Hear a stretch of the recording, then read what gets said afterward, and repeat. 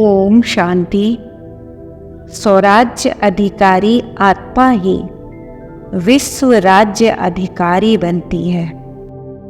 जैसे साकार बाबा रोज अपनी कर्मेंद्रियों का दरबार लगाते थे, रोज उनका हालचाल पूछते, फिर उन्हें पूरे दिन के लिए आदेश देते। अब अपने से पूछें, क्या हम भी अपने कर्मेंद्रियों का दरबार लगाते हैं? हमें भी बाप समान बनना ही है।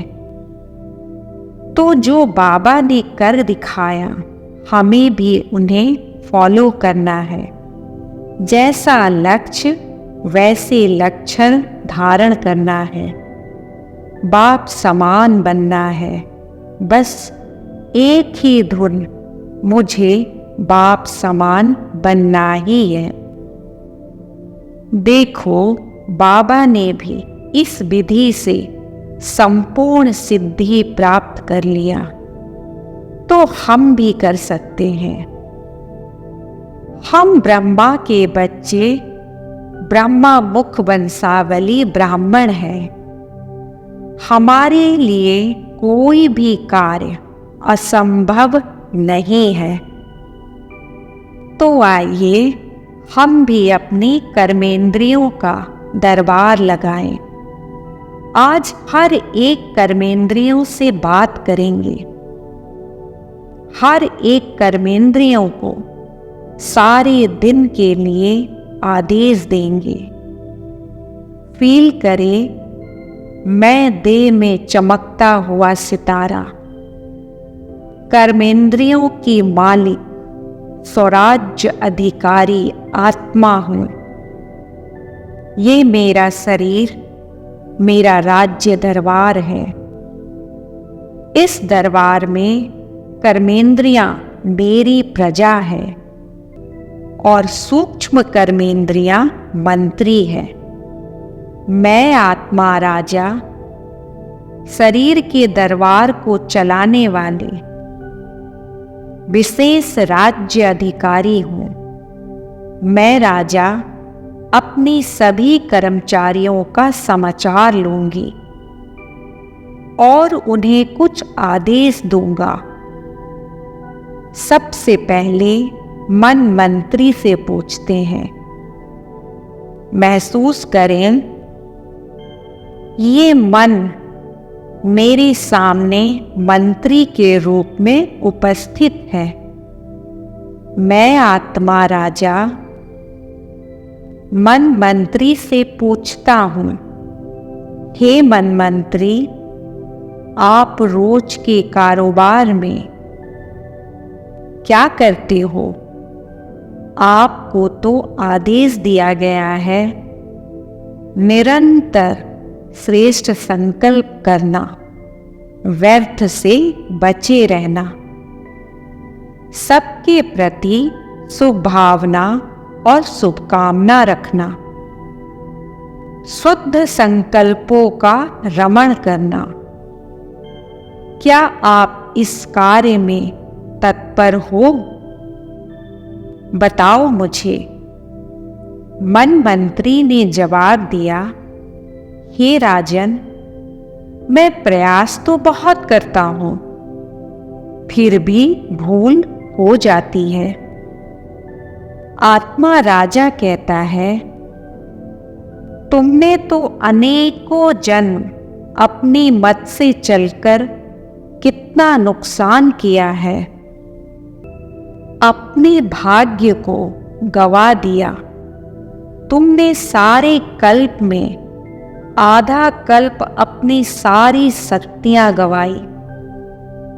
अभी तुम्हें फिर से भाग्य निर्माण करने का मौका मिला है।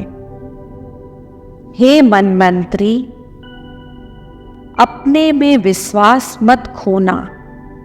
दृढ़ संकल्प की शक्ति को यूज करके रोज अपने आप को तैयार करो कि मुझे सारा दिन श्रेष्ठ संकल्प ही करना है।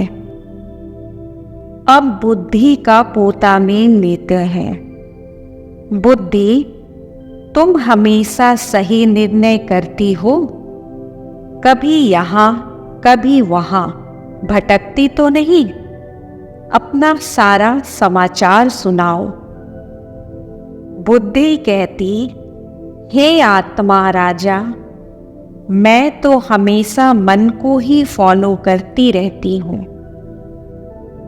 अगर मन मुझे सहयोग देता है तो मैं भी उसकी सहयोगी बन जाती हूँ। मैं बुद्धि परमात्मा के साथ जुड़ने का प्रयत्न तो करती हूँ, पर कभी कभी नीचे गिर जाती हूँ।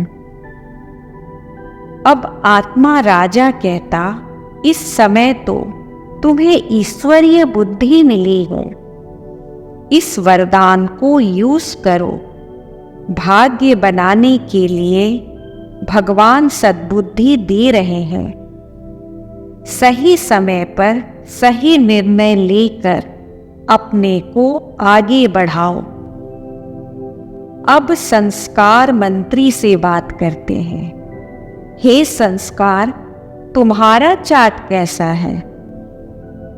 संस्कार, तुम सदा श्रेष्ठ रहते हो, अपने अनादि स्वरूप में स्थित रहते हो, या कभी कभी माया की छाया का प्रभाव तो नहीं पड़ता? रावण की दी हुई प्रॉपर्टी को यूज तो नहीं करते? संस्कार कहता है, मैं मूल रूप में बिल्कुल शुद्ध हूं, परंतु मन बुद्धि के प्रभाव से मैं भी वैसा हो जाता हूं। जब मन बुद्धि सहयोग देते हैं तो मैं भी उन्हीं का अनुसरण करता हूं।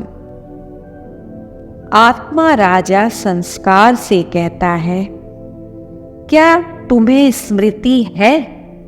हे संस्कार, मूल रूप तुम्हारा शुद्ध और पवित्र था।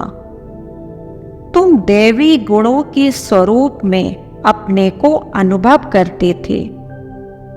अभी रावण के बस में आकर मायावी संस्कार बना ली है। अभी तुम्हारे पास अवसर है, श्रेष्ठ संस्कार बनाओ। अपनी मूल संस्कार को इमर्ज करो। हमेशा अपनी आदि अनादि संस्कारों में रमण करो। अभी मैं राजा अपनी स्थूल कर्मेंद्रियों का समाचार लेता हूं। सबसे पहले आंखें, जो धोखा देने वाली है। हे आंखें, तुम हमेशा क्या करती हो? तुम किस लिए वस्तुओं पर, व्यक्तियों पर, पदार्थों पर आकर्षित होती हो? तुम्हारा प्रभाव मन पर पड़ता है।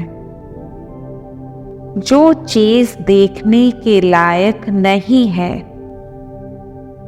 वह बार बार क्यों देखती हो? जो तुम्हें देखना नहीं है, उसे तुम देख देख कर तुमने भाग्य को लकीर लगा ली है। हे आंखें, ये मेरा आदेश है। तुम्हें केवल उसी चीज को देखना है जो तुम्हें बनना है। अपने अनादि रूप को देखो, आदि रूप को देखो, अपने पूज्य स्वरूप को देखो, अपने ब्राह्मण रूप को देखो, फरिश्ता रूप को देखो। और जब किसी को भी देखती हो तो आत्मिक रूप में देखो। मस्तक पे चमकता हुआ दिव्य सितारा देखो। इसमें ही तुम्हारा कल्याण है। हे आंखें, इस पुरानी दुनिया में क्या देखती हो? देखना है तो अपनी मीठी मधुबन को देखो, अपने प्यारे बाबा को देखो। कितना आकर्षण है ना बाबा की मधुर मुस्कान में, बाबा की रूहानी आंखों में। हे आंखें, मैं आत्मा राजा ये आदेश देता हूँ, इन नैनों में सदा बाबा ही समाये रहे। फिर मैं आत्मा राजा कान से बात करता हूँ। हे कान, अब तुम बताओ, तुम हर रोज क्या सुनते हो? वेब की बातों में तुम्हारी रुचि तो नहीं है। तुम्हें वही सुनना है जो तुम्हें आगे बढ़ने के लिए प्रेरित करे। तुम्हें मालूम है, आधा कल्प ऐसी वैसी बातें सुनते सुनते तुम नीचे गिरते आए। अभी तुमको भगवान के महावाक्य ही सुनने हैं। कानों में सिर्फ ईश्वरीय महावाक्य गूंजने चाहिए। जो बातें तुम्हारे योग्य नहीं, उसे सुनी अनसुनी करना चाहिए। इसमें ही तुम्हारा कल्याण है। फिर मैं आत्मा राजा मुख से पूछता हूँ, हे मुख, क्या तुम हर रोज रत्न ही निकालते हो? मीठे और सुखदायी बोल बोलते हो? कभी किसी को दुख देने वाले बोल तो नहीं बोलते हो? निंदा करने वाले बोल तो नहीं निकालते? ये हमारा हुक्म है। आज के बाद तुम्हारे द्वारा किसी को भी दुख नहीं मिलना चाहिए। सभी को इस मुख के द्वार से ज्ञान, स्नेह और सुख की ही प्राप्ति हो। तुम दर्द भी दे सकते हो और दवा भी बन सकते हो। तुम्हें तो महिमा योग्य बनना है। तुम्हारा हर बोल अनमोल होना चाहिए। इससे तुम बहुत बहुत दुआएं कमा सकते हो। फिर मैं आत्मा राजा अपनी हाथों रूपी कर्मचारी से बात करता हूं। अब तुम सुनाओ, क्या तुम भगवान का राइट हैंड बने हो? हमेशा दाता का संस्कार तुम्हारे में इमर्ज रहता है। हे हाथ, सभी के सहयोगी बनो, सभी को वरदान देते हो ना। दूसरों को हमेशा सुख ही देते हो ना। आधा कल तुमसे बुरे कर्म हुए हैं, लेकिन अब तुम्हें भगवान के कार्य में मददगार बनना है। तुम जानते हो ना, पूज्य रूप में हाथ को हमेशा देने के रूप में दिखाया जाता है। उसे ही देवता कहते हैं। तुम्हें लेवता नहीं बनना, हमेशा दाता के बच्चे बन देते रहो। श्रेष्ठ कर्मों में ही हाथ बढ़ाओ और अपनी स्थिति से श्रेष्ठ भाग्य को लिखो। मैं आत्मा राजा फिर अपने कर्मचारी पांव से बात करता हूँ। भगवान कहते हैं, तुम्हारे हर कदमों में पद्मों की कमाई है। हे पांव, तुम्हें हमेशा अच्छे मार्ग पर चलना है। बुरे मार्ग पर चलकर उसके फलस्वरूप तुम्हारी क्या हालत हो गई है तुम्हें पता है?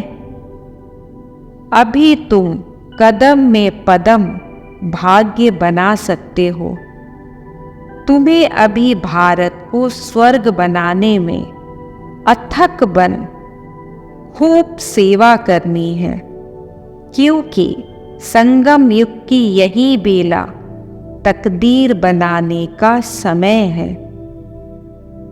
अभी मैं आत्मा राजा सभी कर्मेंद्रियों को उनके देव स्वरूप की स्मृति दिलाता हूँ। हे कर्मेंद्रियां, तुम्हें अनुभव है ना, तुम कितनी पूज्य स्वरूप थी, जो भक्ति मार्ग में आपके हर एक काम की गायन होता है। अभी मैं आत्मा राजा सभी कर्मेंद्रियों को उनके देव स्वरूप की स्मृति दिलाता हूँ। हे कर्मेंद्रियों, तुम्हें अनुभव है ना, तुम कितनी पूज्य स्वरूप थी, जो भक्ति मार्ग में आपके हर एक कर्म का गायन होता है, पूजन होता है, कीर्तन होता है आपके एक एक कर्मों की। संगम युग में अपने श्रेष्ठ किए हुए कर्मों का फल भविष्य में निरोगी शरीर मिलता है। द्वापर युग से पूज्य रूप में यादगार हो जाता है। हे मेरी कर्मेंद्रियां, सदा सबको सुख देते रहो, सुख लेते रहो, क्योंकि अभी ही श्रेष्ठ कर्मों से भाग्य की पूंजी जमा करनी है। मैं आत्मा राजा भ्रकुटी के बीच स्थित होकर ये अनुभव कर रहा हूँ, मैं स्वराज्य अधिकारी आत्मा हूँ, सर्व कर्मेंद्रियों की मालिक हूँ, कर्मेंद्रिय जीत हूँ। सर्व कर्मेंद्रियां मेरे नियंत्रण में हैं। कोई भी कर्मेंद्रियां मुझे अपने अधीन नहीं कर सकती। मैं सदा एक बाप की याद में एकाग्र रहने वाली एक तपस्वी आत्मा हूँ, मायाजीत हूँ। स्वराज्य मेरा जन्म सिद्ध अधिकार है। मैं बाप के दिल तक नशीन आत्मा हूँ। मैं बाबा का राजा बच्चा हूँ। स्वराज्य मेरा जन्म सिद्ध अधिकार है। ओम शांति शांति शांति।